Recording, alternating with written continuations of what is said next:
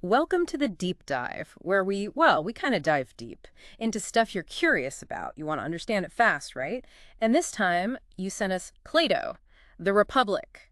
Big one. Yeah, no kidding. The Republic, that's foundational stuff, you know. Western thought kind of starts here in a lot of ways. We're not going to get lost in every detail, though. You gave us some excerpts, and we're going to pull out the core ideas. Justice, ideal state, education, even art gets in there. No ancient Greek degree needed.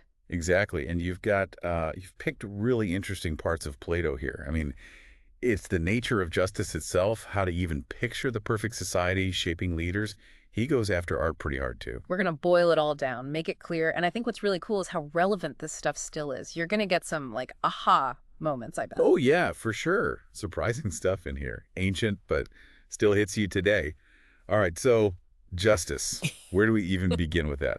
Right off the bat, your excerpts have Thrasymachus, and he's coming out swinging, saying injustice is, like, more profitable. Yeah, he's not holding back. Justice is just whoever's in power making rules to help themselves, that's his take. And being totally unjust, that's the real way to win. Being truly just, that's for suckers. Pretty bold, right? It is. And Socrates, he doesn't just let that sit there. He starts poking holes in it. The analogies he uses are really clever, especially the ones about different crafts. Right, like a musician, a Right. good one anyway. They're not trying to crush other musicians to get ahead. They're trying to make good music. That's the standard. Same with a doctor, right? It's about healing people, not being better than other doctors just for the ego of it. Exactly. A just person, they want to be better than an unjust person, yeah, but they're still following some kind of code. The unjust person just wants to win no matter what. It's not about competition. It's about, well, something else. And Socrates, he doesn't stop there. He even gets Thrasymachus to admit, kind of reluctantly, the idea of honor among thieves. Which is wild, right? Even if you're doing shady stuff, you need some rules, some fairness, or the whole thing falls apart. It shows you that total injustice, it might be, like, impossible. It eats itself somehow. But then Glaucon comes in, and he's not buying everything Socrates is selling. He's got this system of three types of good things, and justice lands in the middle one. Things we like for themselves, A and D, for what we get out of them. But he says most people, they think of justice like that third type, stuff we only do because we have to for the reward or to avoid punishment. Like, yucky medicine, but you take it to get healthy. And that's his challenge to Socrates.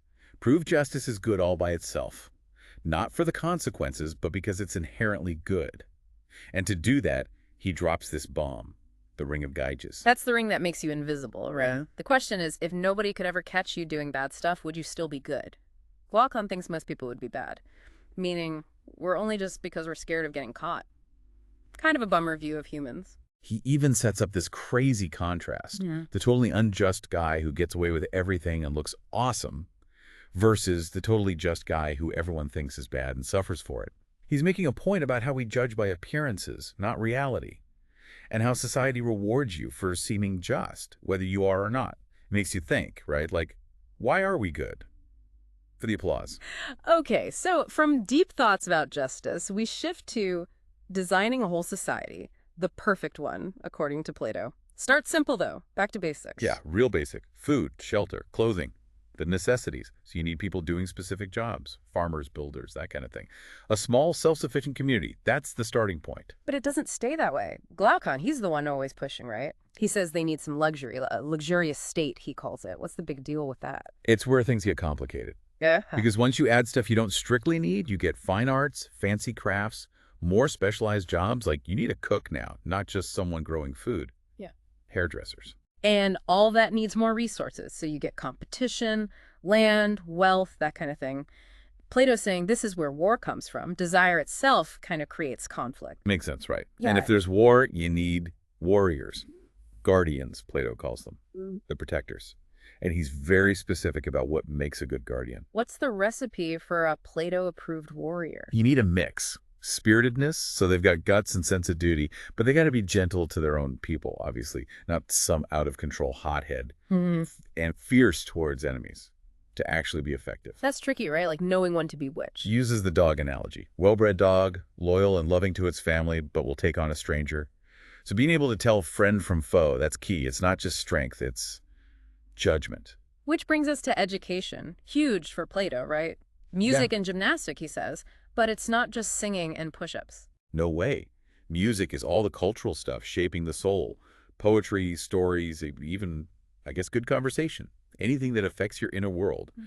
Gymnastic is the body, yeah, but training it, being disciplined, pushing your limits, the goal is to make them well-rounded people. Strong inside and out. One thing that stands out to me is the goal isn't to make everyone in this perfect state super happy individually. It's about the whole state being good. That's different from how we usually think. It is. It's all about these classes working together. Guardians, the auxiliaries, who are like the soldiers, and then the producers, your craftspeople, farmers. Yeah. Each one needs to do its job well without messing up the harmony.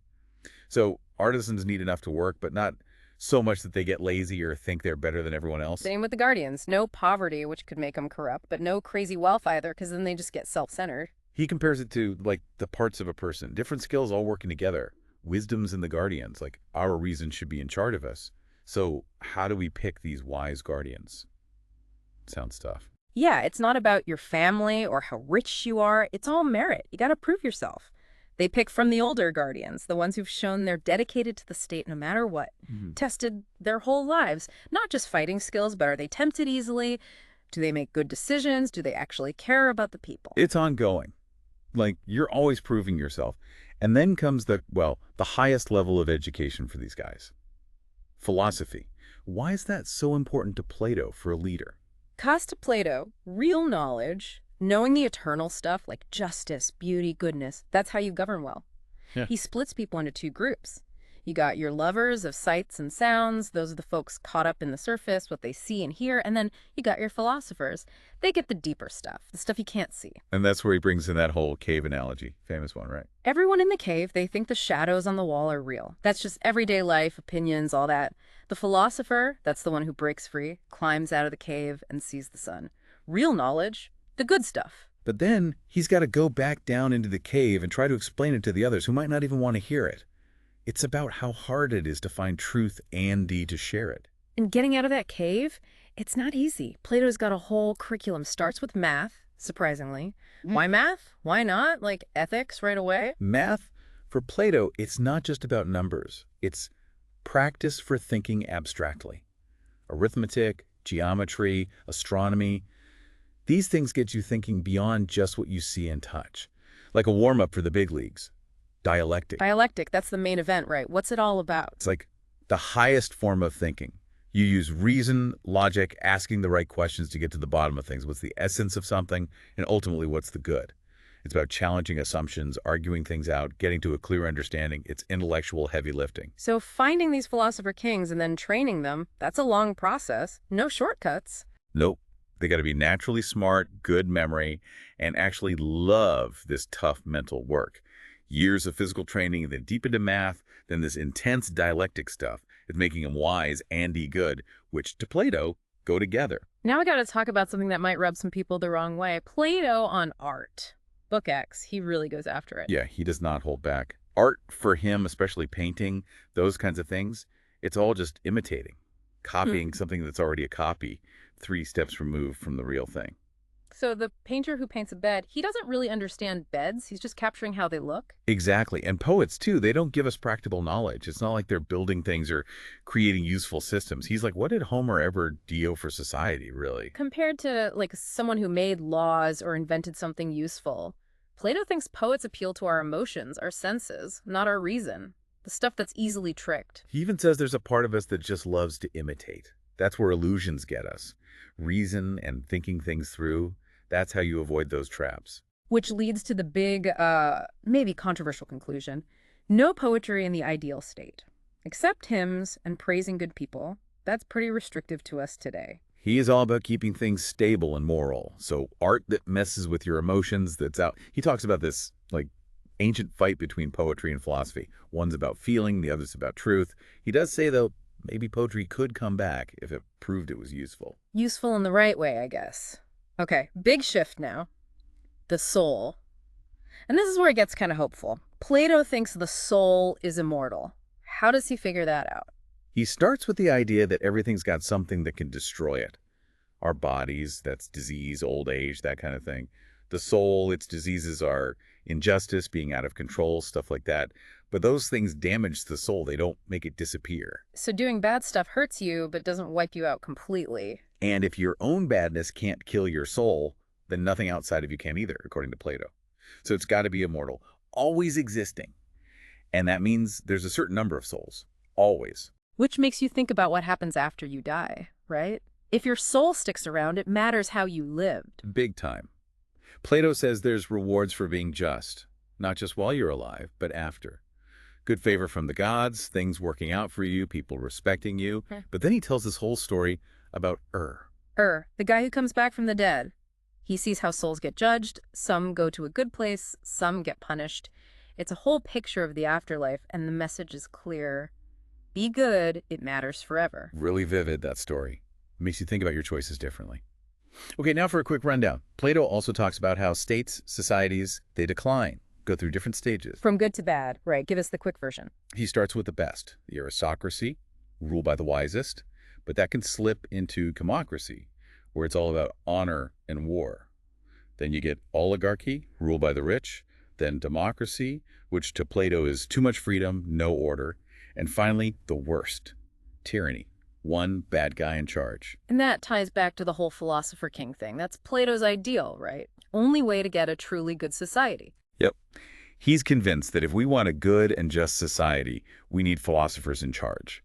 Or the people in charge need to become philosophers. And a philosopher, to Plato, is someone who loves knowledge, all kinds, always curious, can understand the big picture of the abstract stuff, especially the good. And he's not talking about people who just know a lot of facts or have popular opinions. No, it's deeper than that. It's about wanting to know the truth, the real deal, not just the fleeting stuff. And only those people, he thinks, can lead well. If they're not in charge, it's all going to be selfish or ambitious or just plain clueless. So to sum it all up, from these excerpts, we've gone deep on justice, what it even is. Plato's got this whole plan for the ideal state built on being good and knowing the truth. Education's key, especially for the leaders, and it's not just school, it's their whole lives. He's tough on art because he's worried about it messing up our souls. And the soul, well, it's forever, so choices matter. It's amazing how he connects it all. Not just separate ideas, but a whole vision of how things should be. The art critique, yeah, it sounds harsh, but it's because he cares so much about being good. And the philosopher king thing, that's about how much he believes in reason, in knowledge, to make things better. This has been a crash course in some really big ideas, and I bet some of it is still ringing in your ears, listener. So think about this. What part of Plato's ideal state, or his ideas about justice, seems most important today? And his take on art, does that apply to like all the media we have now, movies, music, everything? And the philosopher king thing, does that even work in our world? These excerpts, they're just the tip of the iceberg. The Republic is huge, and there's so much more philosophy out there to explore. But even this much, it makes you think, right? Plato might be ancient, but he's still pushing our buttons, challenging us to figure out the good life, the good society. Thanks for taking the dive with us. Keep thinking, keep questioning, and we'll see you on the next one.